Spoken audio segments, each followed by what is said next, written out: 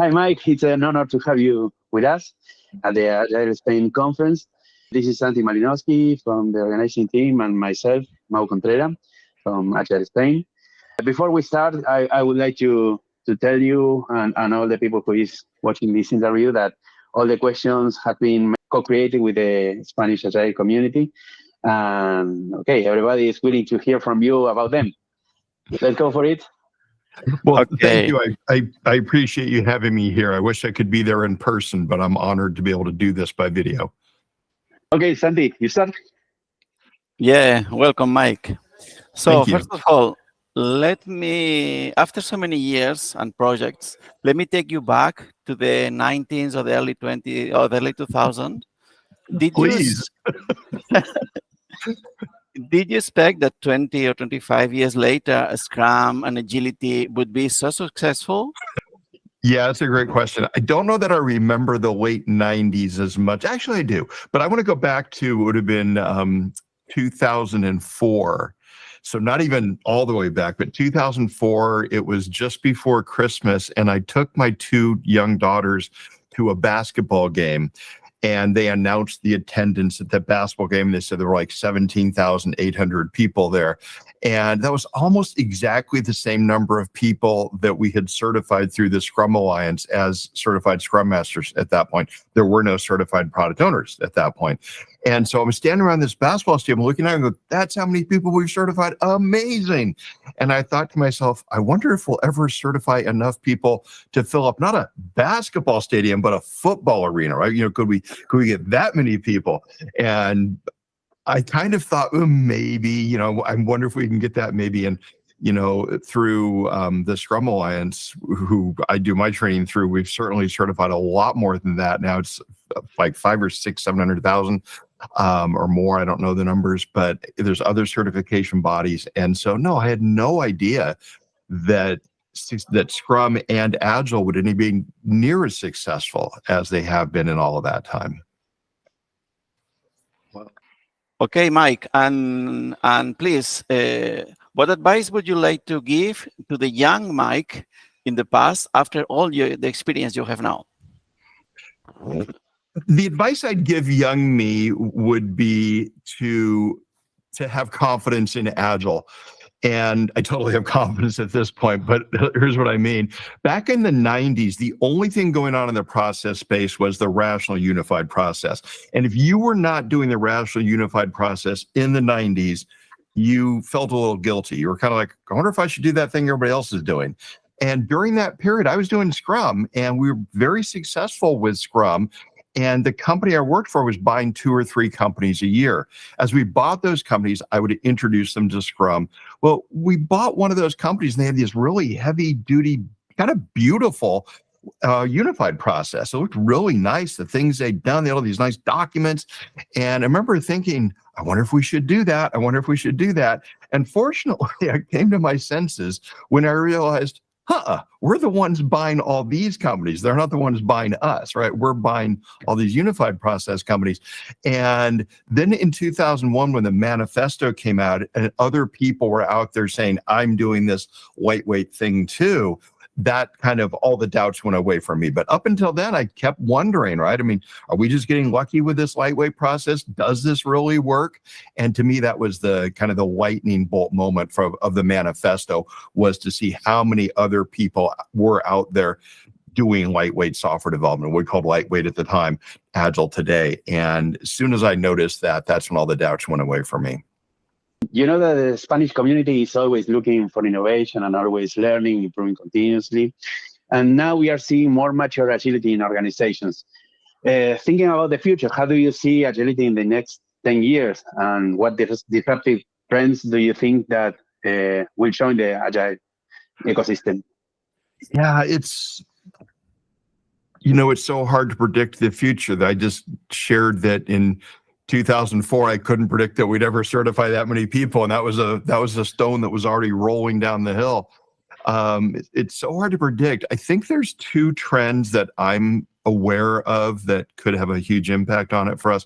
And of course, the first one is everything going on with artificial intelligence and the ability to get advice from an AI chatbot that would be useful. We've been experimenting that within our company, just training it on everything that I've ever written. So anytime I do a podcast or a webinar, we record all that. So we just kind of fed all that to an AI, and I can stump it. I can get it to give me some bad advice, but I have to try. Normally it gives pretty good. So I think the whole AI thing is going to be important in terms of how that might help. Wouldn't you love to be able to ask an AI to give you part of your product backlog, right? Certain parts of backlogs are repetitious from product to product, right? Search screens are similar to search screens everywhere else. So at least give me the basics. And the second trend is one I've been worried about for a little while, which is I really have this feeling that we're entering the end of the era of teams. I think the era of teams started in the mid-90s, which just happened to coincide with Scrum. And that helped Scrum and then Agile get popular because the world had shifted to teams. And before that, it was a lot of siloed work. It was individuals doing things. And for the last 30 years, it's been the era of teams. And the reason I think we might be ending that is there's a lot of what's called hyper specialization going on, which is where I'm just not a programmer on the team. I'm a programmer who only codes this type of thing. And that might be a technology. It might be something like I code login screens. I'm the world's best login screen coder. You want to log into your system? That's what I do. And that type of person gets hired. They work for the project for 3 weeks and they move on. And in that world, that person is not really part of a team in the same way. They're just hired to write a component. And so I'm a little concerned about not really concerned and worried, but it's like I'm anticipating that, and how's that going to change things? And I've really liked the era of teams. It brings me out of my introvert shell, but I don't know what it's going to be like as we go to this era of hyper specialization and a lot of people coming and going on a team, right? People coming for 3 weeks, moving off, instead of having that core of a team that stays together longer. I think that's the second trend. Thank you, Mike. One of the tools that made you more famous in the world was the way you taught us the use of user stories.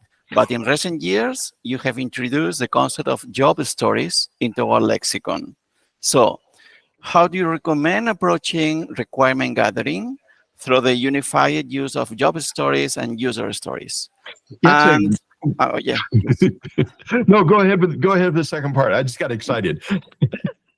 And do you see new types of stories emerging in the future? The first thing I wanted to say is that I didn't invent user stories and I didn't invent job stories. What I'm really good at is noticing things. And then just as I did in answering your question, I get excited and I can't shut up about the thing, right? So once I see something's good, I write about it. I talk about it at conferences. I do videos on it. I get excited about something.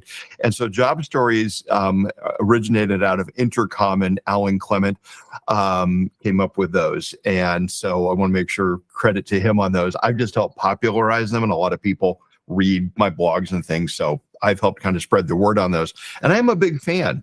I don't think, to me, job stories don't take anything away from a user story.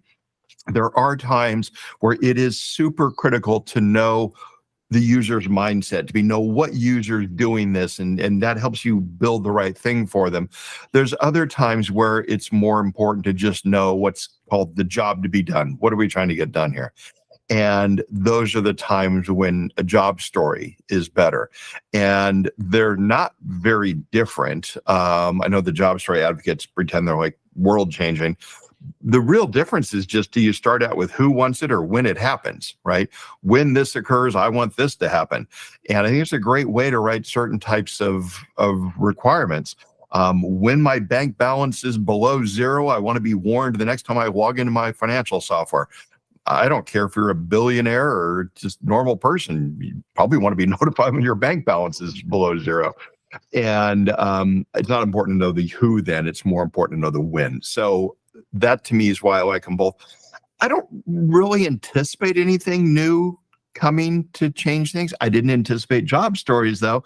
And they certainly could have been predictable, right? If you looked at what a user story was and said, okay, it's really 3 parts, who, what, and why, which part might I want to change here? Oh, maybe the who, when could have been predictable. I wasn't smart enough. I don't think there's anything else. Like when I look at stories, I don't look and see like the next thing that could be missing. I mean, maybe we'd have a location story and that starts with where, right? Something like that. But I just wouldn't see something like that getting any popularity. I mean, sure, I could write 3 backlog items with a location story, but I don't think that'd ever be a popular thing. So I think we've got good ways of capturing users' desires at this point. Very interesting. Mike, you were one of the founders of the nonprofit Agile Alliance. What do you think about the role of the nonprofits organizations in the society as facilitators? Yeah, that's a good question. I'm a big fan of nonprofits, and it's why we created the Agile Alliance and the Scrum Alliance as nonprofits, really just to kind of help spread the word about things rather than being commercial organizations. But the drawback, and I see this with both of those organizations, is nonprofits are a lot slower to make decisions, to move on things. They don't have the same sense of urgency often that we see in corporations.